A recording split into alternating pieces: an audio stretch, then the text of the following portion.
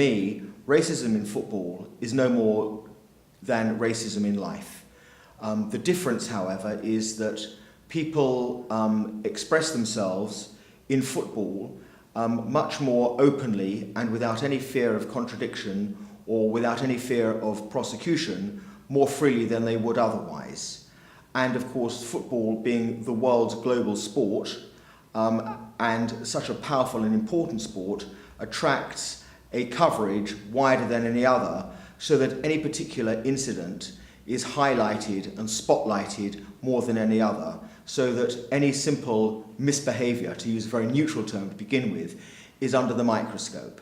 But racism generally, I think, can best be defined as a form of either abuse or discrimination based on ethnicity, colour or creed. And we normally consider racism in football as racist abuse, be it on-field, player on player, or from spectator to player or group of players, and that it includes discrimination for appointment in the boardroom, appointment of staff, managers, coaches. So you've got discrimination on the one hand and you have abuse on the other. And it's all very complex. And it's complex because, as I say at the outset, I think it's actually impossible to separate racism from football from racism in society. If you don't have racism in society, you won't have racism in football. And you can ask the old question, is it, it's a chicken and egg, and what creates what? But I'm a firm believer that racism in football is no more than an expression of racism in society. And I am of that view, being a person born and brought up in London, and having seen the huge societal changes that have taken place in my lifetime, that racist abuse from spectators in football in England is almost, never wholly, almost a thing of the past. When I was a boy and I first went to football matches, it was pretty much par for the course, whether it was an individual or it was group. Now it's disappeared to a very large extent. But in the same way, when I was first started going to football, you wouldn't see a black guy out with a white girl or a black girl out with a white guy. Now there are so many there are two generations of mixed race people. And the irony for me is that some of those older men who might have been taken to verbal racist abuse 50 years ago now have mixed race grandchildren. And of course they wouldn't think of abusing their grandchild in racial terms. Now, therefore, they would never think of abusing a footballer in racial terms because it's too close to home. So as society has changed in this country, so therefore has the attitudes of people who attend football matches, to a large extent. And the remnants of it that I think still exist, particularly at grassroots, are reflective no more than those remnants of racism that exist in society. Racism in this country has been marginalised in societal terms, and therefore it's no more than reflective. The problem is that with football, it's spotlighted and it's highlighted and it's brought to everybody's attention. But it's good that it has, because football has to set its own standards. Football is so important to almost to the entire world. Disproportionately, it's only a game, but it's so much more than that.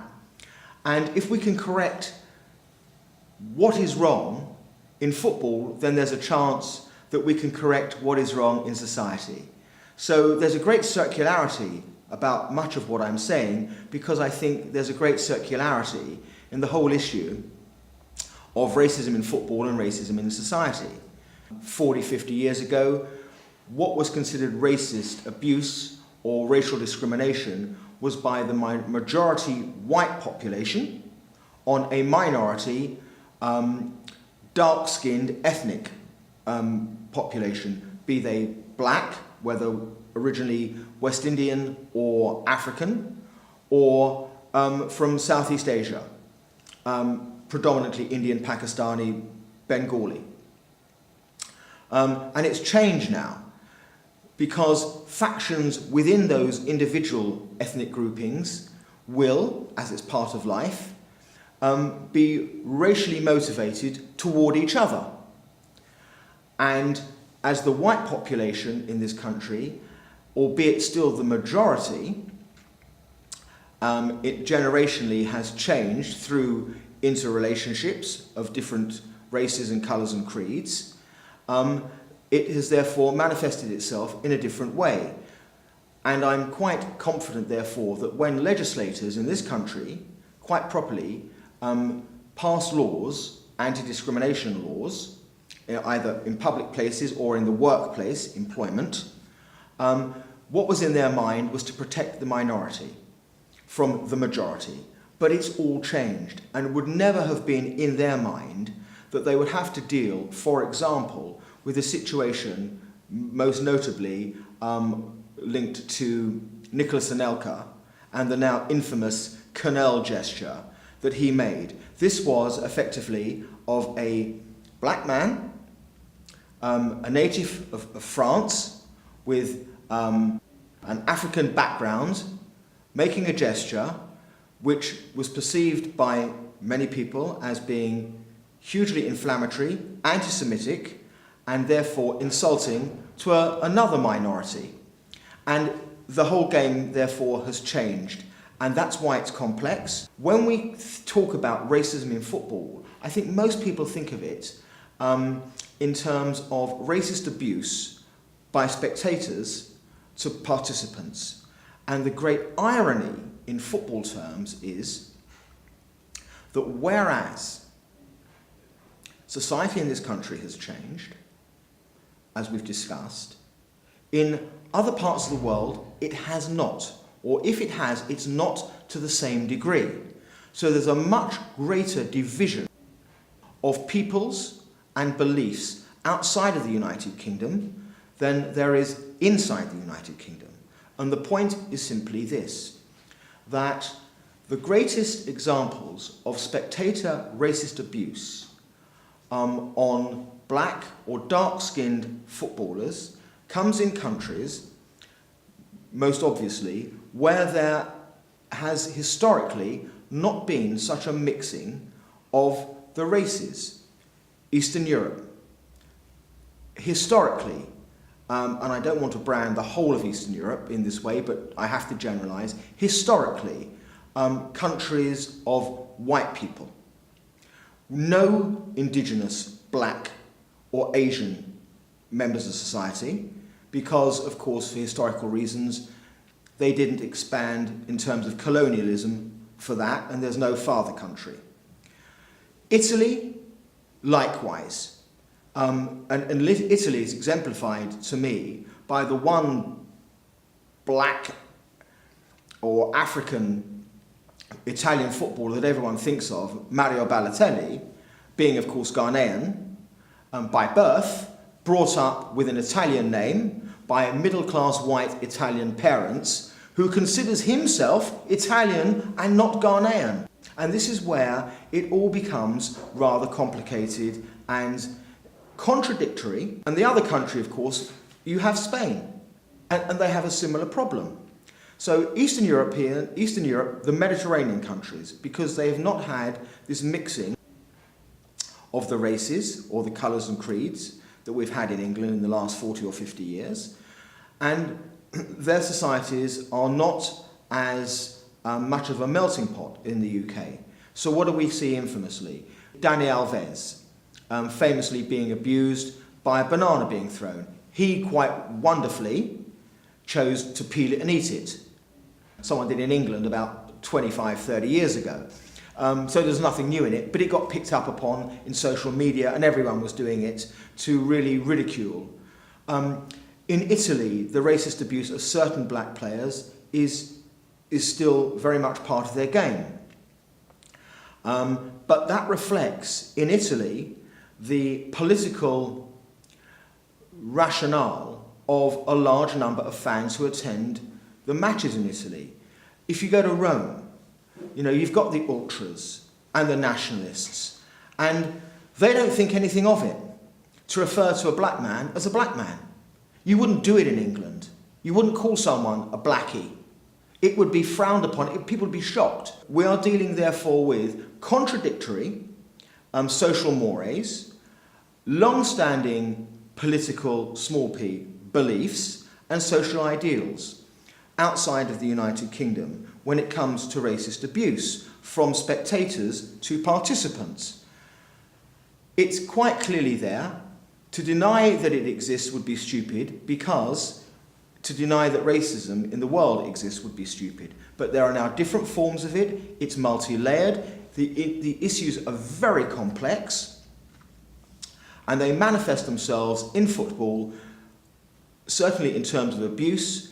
The justification is that it's all part of the badinage among footballers, the banter, it's trying to provoke a reaction to put a player off.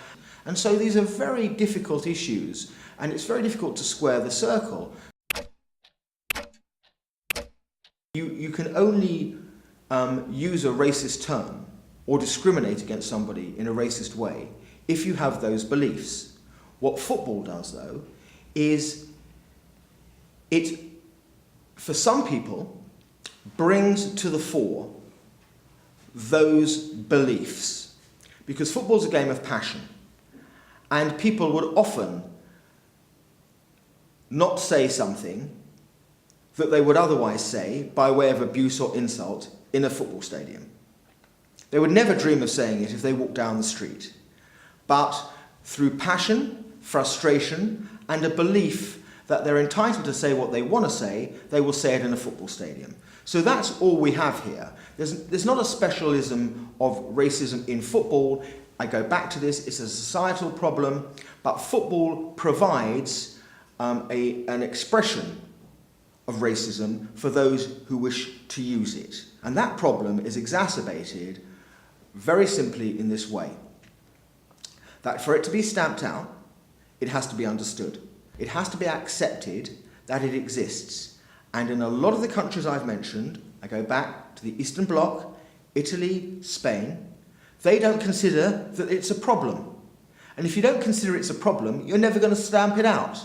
And that, I think, that is part of it, and a big part of it, that if it's not accepted that it exists, how can you expect those countries or those places where you hear racist chanting or racist insults or racist abuse to do anything about it? Because they will shrug their shoulders and say, we don't have it, what are you talking about? And the best example of that is the under-20 or under-21 match year before last when England played out in Serbia, a country well known for its racism, where the chants to certain black English players were audible. They simply denied that there were any monkey chants toward Tom Ince, when it was quite clear for anyone who was at the game or anyone who heard the audio soundtrack to it to hear it. But the authorities denied it ever happened. And if they're going to deny what exists plainly and palpably, provably, then they're never going to tackle the problem. And even FIFA and UEFA, for many years, tried to deny that there was such a thing as racism in football. They don't want to accept it because they like to think of football being this wonderful global participating sport where everyone loves everybody. Well, they don't. And FIFA and UEFA have gone within a 10-year period from denying that there was ever really a problem to now what they call having zero tolerance against racism. And what I am proud of in this country, but being an English person, is that a lot of the assault on racism started here with good-minded people of positions of influence, of fairness, and certain pressure groups getting together and saying, we don't care what you say, FIFA, we don't care what you say, UEFA, we're not having it in our stadia. But the stadia in which they play their football in Italy all were renovated in 1990 for the 1990 World Cup. They've not been touched since then. You go through the Premier League and even the Championship in England, most of the clubs have stadia that are either brand new or have been completely renovated in the last 10 years. And people are in a different surrounding. If you put people in the environs of nastiness, of abuse, of violence, they're going to behave like that. You have to change all of it. And that's why it's a societal problem. You have to accept it's a problem, and then you have to hit it, and you have to hit it hard. FIFA and UEFA brought forward a sanction of partial closure of a stadium for the first offence, and the second offence, €50,000 fine, and perhaps to play a game behind closed doors. You are not going, if you're serious about zero tolerance, to head this off with what I consider to be wholly ineffective sanctions. You need to make a brave shout about it. And if you're going to take it seriously, then somebody has to be big enough and brave enough to say, in any given stadium, if there is racist abuse, then we are going to punish the majority for the sins of the minority, and that stadium will be closed. No games behind closed doors. It will be closed for the next X number of games. And if a country or a national team playing, their supporters are using racist language or abuse towards the opposition, then they are kicked out of that competition.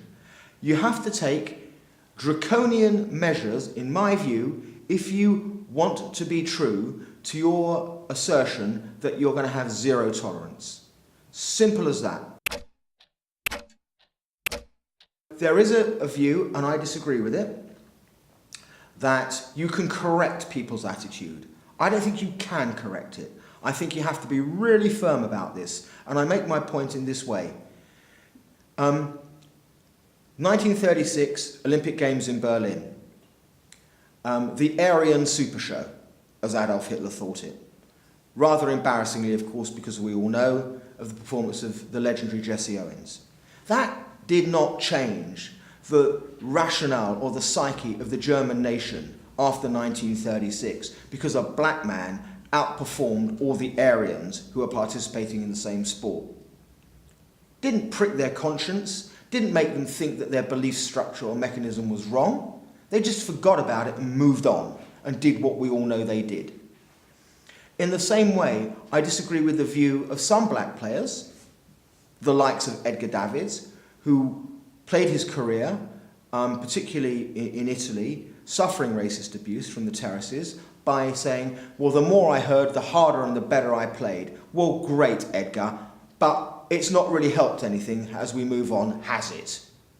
And the same view of black players who first played in this country, who said, well, the more I heard from the terraces, the harder I tried. Well, that didn't actually change people's minds. What changed people's minds in this country was the fact that the clubs said, we're not going to tolerate it, we will eject you. We've got legislation in this country to prosecute people who use racist, threatening language, and we use it, and we have all-seater stadia, and the societal changes in England have been such that now, if you stand up and you abuse a black footballer in an English stadium, not only do you run the risk of being prosecuted or ejected from that stadium, most people will look round at the perpetrator and think, what an absolute idiot, you're a moron.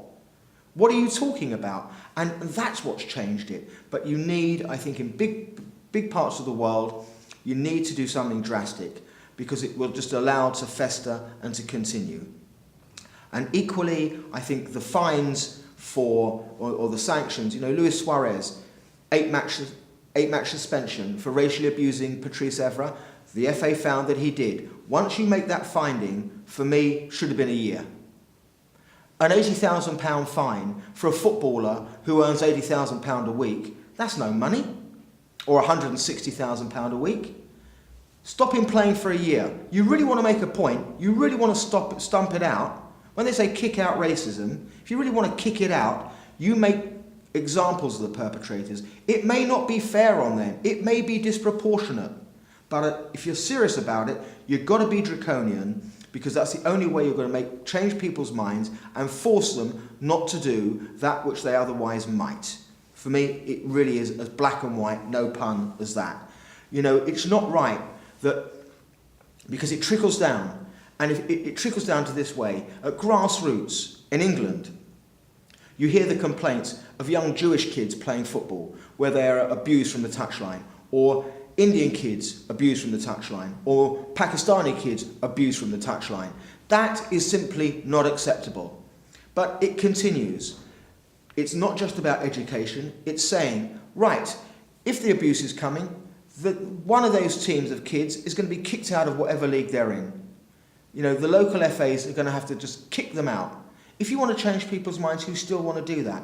Because the tragedy of it is that those kids who have been abused for being Jewish or being Muslim or being Indian or Bangladeshi or whatever it might be, their view is,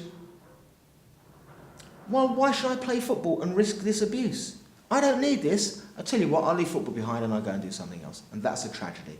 I don't know about a psychological collection. I mean, you know, players and participants in a game of football, to a very large extent, actually shut out a lot of crowd noise because the levels of concentration are that high.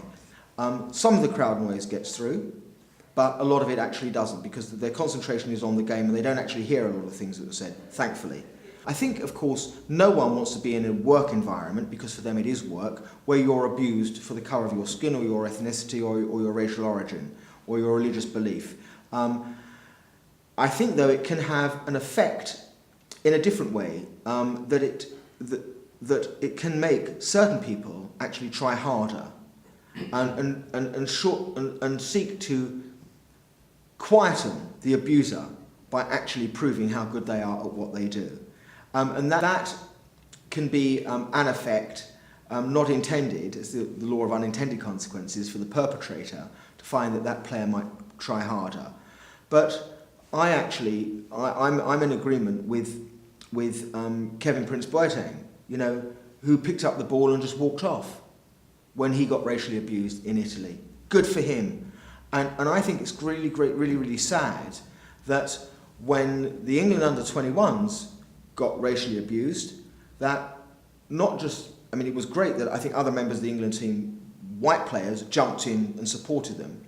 But I think that the entire team should walk off. Absolutely, the entire team should walk off in support. And let's see then what the racists and the abusers are going to want to do about it. You know, no one, or not many people perhaps, recognised what the canal was when carried out by Nicholas Anelka. But just imagine for a moment, having done it, if all the West Brom players looked at him and thought, we are distancing ourselves from that, we're all going to walk off. Well, where would that left Nicholas Anelka? You know, if people or the participants in football really are genuinely in support of the abolition of racist abuse from whichever corner, then they actually have to act on it and not just suffer it. And it's not good enough to say, well, I'm putting up with it because I'm being paid 200 grand a week. That's not good enough. And the irony of all of this, in football in particular, in this country, is that we now have the majority of players in the Premier League are not white English people. And some of the great players in European football certainly are not white. They are black, or they are Asian, or whatever. And this is where it becomes rather farcical. Nationalists, you know, there was an idea 30 years ago that you couldn't be an English, properly considered English, if you weren't white. The idea that, you know, only a white person could play for England. Now is regarded as just laughable. But that was a view. You could only be a white person to wear an England shirt. Thankfully, we've moved on. In France, however, it's a little bit different. But if they took away those of an African background, there'd be no French national team. Well, there might be about 3 or 4 of them. And let's be perfectly honest, they wouldn't be very good. Italy is different because they don't have a lot of people of colour in Italy. And Balotelli is an exception because of his adoption, etc. And that makes him a rarity. But that's why we go back to it. It's not a problem for them. But in the wider scope, and I think for me, the greatest irony of all, is that you can make a real case for the greatest or the most successful or best thought of sports people at the highest level in the last 40 years are all, and I'm talking about men's sport, men of colour. Where do you want to start? Pele? Where do you want to move on to? Michael Jordan? Where do you want to go on to? Usain Bolt? Where do you want to carry on to? Viv Richards? And people are being abused in sport because of the colour of their skin. Look at the participants, even in American football. Historically, at one time, it was thought only quarterbacks could be white. Thankfully, that myth was blown about 20 years ago. But even in the legends of American football, and I'm no expert, someone like Lawrence Taylor, one of the greatest running backs of all time, the first running back to be in the Hall of Fame, play for the New York Giants, a black man. Let's look at it for what it is. Tiger Woods, playing in what's perceived to be a white man's sport, probably the greatest golfer of all time, some would argue. If not the greatest, certainly one of the top three. A black man, but in a white man's sport. Let's really look at it for what it is, and it becomes farcical, and it becomes just the height of ignorance, and you can laugh at it in part to suggest that someone should be abused, for the colour of their skin when they have reached the very pinnacle of every individual sport, that the person has been a man of colour. Or if not a man of colour, a man of a particular ethnicity. And just to follow it through, things change in society, social mores change. Up until recently, the most successful ever Olympian for one Olympic Games was Mark Spitz, who in 1972 won 7 swimming gold medals. He's a Jewish guy. You can go back and see all this for the nonsense that it is. But the world, thankfully, in some respects, has changed. You go back in boxing, and you want to go back, most famously to Johnson and all of that, and how he couldn't fight because he was black and he was better than anyone else. But things change, and as different groups move into different elements and chapters of their lives, they move on too. So you have a situation, for example, why there are no great black heavyweight fighters at the moment. It's not because of racism. It's because they'd rather, if they're good enough, become American footballers or play basketball. You're not going to get killed. Well, it's unlikely anyway, and you're going to earn a shed load more money. It's a lot more fun. Why are there no more great Jewish fighters that there were in the 20s and the 30s and the 40s and the 50s in America and in England? Because that community has moved away from having to survive by getting the stuffing knocked out of them or beaten out of them to move into different circles. Sport has to be all-encompassing. And to do that, the people at the very top have to set the agenda, and they have to be inclusive so that certain communities shouldn't be right that Indians or Pakistani people or Asians feel awkward about playing football. So you have to stomp out the abuse, and you have to make them all-encompassing and welcome. And we haven't done that yet in this country, not entirely. So you have more anomalies. So you have clubs in England, and I can think in London particularly, because I only know really London, that's where I'm from, but you have clubs of great tradition, West Ham, whose stadium is now in a part of London which is hugely populated by Bangladeshis and Pakistanis, but they don't feature in that proportion in the crowd. In Tottenham, we all know, a massively black African or Afro-Caribbean part of London, but they aren't represented in the same proportion in the crowd. And you've got to ask, why not? And there's a duty. I know clubs are trying hard at community level, but there's a duty. You've got to be more all-encompassing. And you can't even say that's because there's no black people. There's plenty of black people playing the game, and we all know who they are. And even at Tottenham, until just now, with Chris Ramsey and Les Ferdinand on the touchline, can't even say that they're not in a position of a managerial position. So, a lot's to be done. And you've got to change people's minds, but I think that there's a responsibility on the officials, the administrators, and those in positions of power to actually change it and to be seen to be changing it and to make the claim more inclusive. 40 years ago, 50 years ago in Brazil, for black players in Brazil, life was not easy. Even if you were Pelé or Garrincha, they got abuse in a different way. They were discriminated against, and it's a mark of the achievement and the brilliance of Garrincha, of Pelé, that they succeeded in a sport that was governed by and was a white man's sport in a white man's country in Brazil.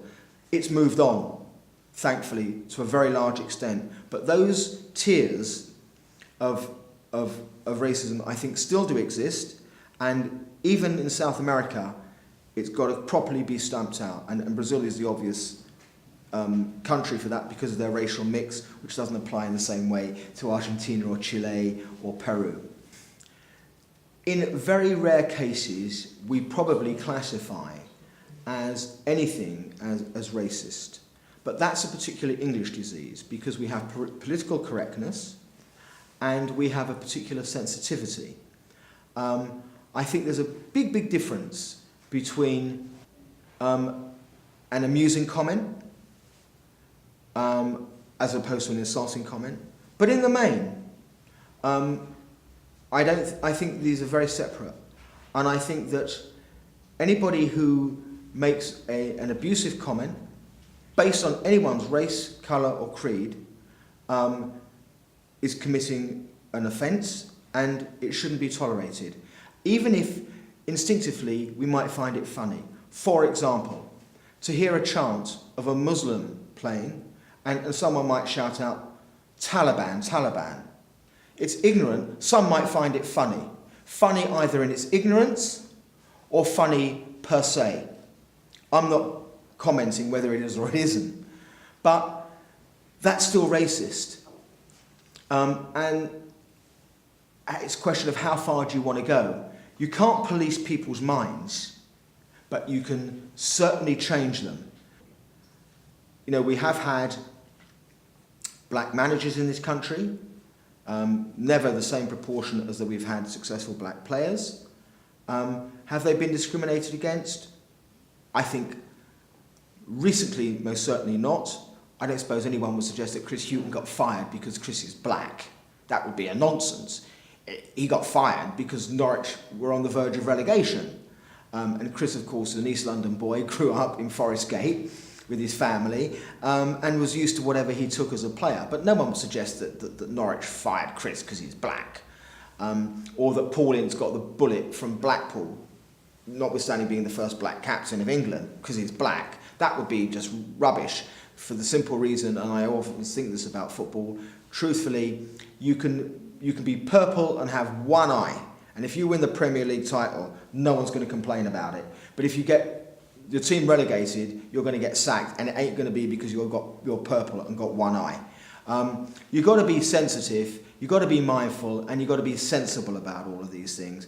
But quite simply, where it is obvious, clear, and in my view, unambiguous, racist abuse from whatever quarter, you've got to stamp it out, you've got to kick those out, whether they're spectators, whether they're participants, and the clubs have got to bear a responsibility. Their responsibility, they've got responsibilities for health and safety, they've got to mind, therefore, what their supporters say. And if they don't, then they have to bear the consequences. Can't just pass the buck and say, well, we're not responsible for what the people who come to our stadium shout. Oh, yes, you are. And you've got to hit people hard, and that way, just perhaps, it might be outlawed.